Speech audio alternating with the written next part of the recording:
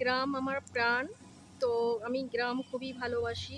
কারণ কি এই যে একটা যে হাওয়া, বাতাস, ঠান্ডা যে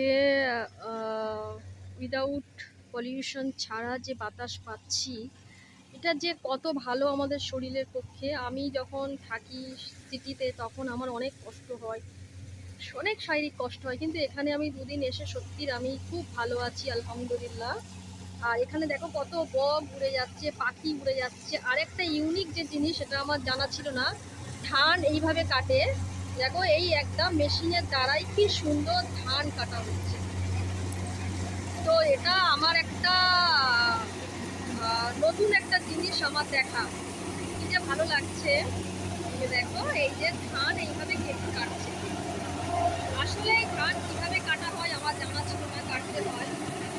আর যে আসলে এইভাবে কাটে,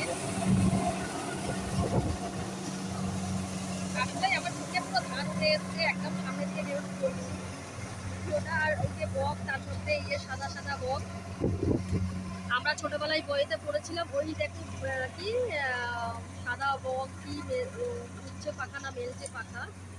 সত্যি অসাধারণ একটা দৃশ্য, আমি কি বলবো। মানে আমি আলহামদুলিল্লাহ বলে শেষ করতে পারবো না। এইগুলো দেখছি আর ভাবছি আল্লাহর কত বড় নেয়ামত।